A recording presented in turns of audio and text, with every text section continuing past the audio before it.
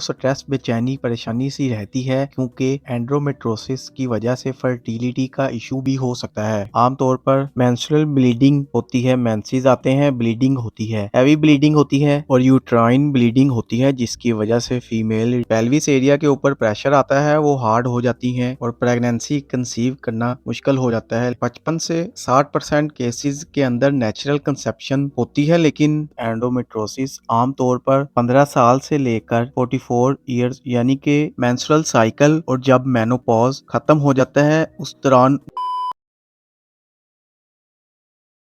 अस्सलाम वालेकुम viewers, welcome करता हूं अपने यूट्यूब चैनल हुसैन फार्मासिस्ट में। एंड्रोमेट्रोसिस एक ऐसी कंडीशन है जो कि फीमेल रिप्रोडक्टिव ट्रैक्ट में प्रॉब्लम लेकर आ जाती है और इसका कॉज, इसकी वजह अननोन होती है। इसकी कोई स्पेसिफिक कॉज नहीं है, अलबत्ता इसके सिम्टम्स में बेचैनी, एंजाइटी, रेस्टलेसनेस, अनकंफर्टेबल और कंडीशन हर वक्त जो है वो स्ट्रेस, बेचैनी परेशानी सी रहती है क्योंकि एंड्रोमेट्रोसिस की वजह से फर्टिलिटी का इशू भी हो सकता है और ज्यादातर फर्टिलिटी प्रॉब्लम्स हो सकते हैं। अनफर्टिलिटी नहीं हो सकती, मतलब कि नेचुरल कंसेप्शन से भी हो सकती है, लेकिन अगर इसको प्रॉपर ट्रीट ना किया जाए तो फिर इनफर्टिलिटी का इशू भी हो सकता है। आमतौर पर मेंस्ट्रुअल ब्लीडिंग होती है, मेंसेस आते हैं, ब्लीडिंग होती है, हैवी ब्लीडिंग होती है और यूट्राइन ब्लीडिंग होती है, जिसकी वजह से फीमेल रिप्रोडक्टिव ट्रैक्ट डिस्टर्ब होने की वजह से फीमेल काफी डिस्टर्ब होती है। ऐसी कंडीशन एंड्रोमेट्रोसिस के जिसमें एक आउट ग्रोथ टिश्यू जो कि यूट्रस की लाइनिंग की तरह होती है वो डेवलप होना शुरू हो जाती हैं और वो बाद में स्कार टिश्यू बन जाती है, जिसकी वजह से पेल्विस एरिया के ऊपर प्रेशर आता है, वो हार्ड हो जाती हैं और प्रेगनेंसी कंसीव करना मुश्किल हो जाता है। लेकिन मैंने आपको बताया कि नेचुरल कंसेप्शन से ये नेचुरल कंसेप्शन भी हो सकती है। 55 से 60% केसेस के अंदर नेचुरल कंसेप्शन होती है, लेकिन एंडोमेट्रोसिस का ट्रीट होना बहुत जरूरी है। व्यूअर्स, एंडोमेट्रोसिस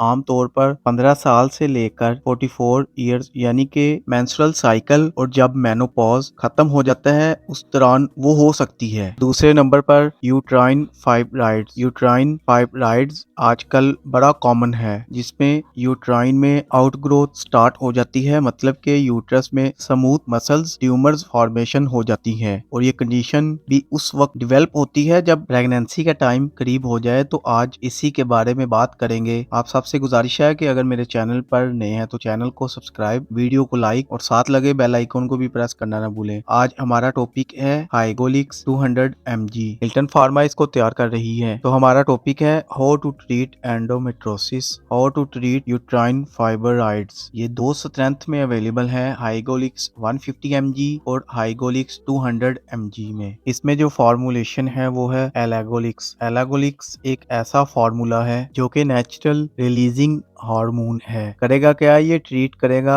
एंडोमेट्रोसिस पे, जिसके सिम्टम्स मैं आपको अभी बता चुका हूँ कि restlessness, uncomfortable situation, stress develop हो जाता है फीमेल रिप्रोडक्टिव ट्रैक्ट में। रिप्रोडक्टिव ऑर्गन, सर्विक्स, यूट्रस किसी भी जगह पर या आउट टिश्यू स्टार्ट हो जाती है, जिसकी वजह से काफी अनकंफर्टेबल सिचुएशन डेवलप होना शुरू हो जाती है। हाइगोलिक्स क्या करेगा कि हाइगोलिक्स फीमेल में न्यूट्रलाइजिंग हार्मोन और फोलिकसेनिटी हार्मोन को डिक्रीज करेगा, जिसकी वजह से ये डिक्रीज करेगा एस्ट्रोजन हार्मोन को और जिसकी वजह से एंडोमेट्रोसिस का जो इशू है वो ट्रीट हो जाएगा। और जो मेंस्ट्रुअल ब्लीडिंग है, हैवी ब्लीडिंग है और इसके अलावा जो हैवी पेन है स्पेशली, वो नहीं होगी और वो ट्रीटमेंट कवर हो जाएगी। अब करेगा क्या कि ये जो गायनोट्रोफिन रिलीजिंग हार्मोन है ये यूट्राइन फाइब्रॉइड्स को भी ट्रीट कर देगा और सिमिलरली हैवी मेंस्ट्रुअल ब्लीडिंग को ट्रीट कर देगा। जैसे मैंने आपको बताया कि आमतौर पर हाइगोलिक्स जो है हिल्टन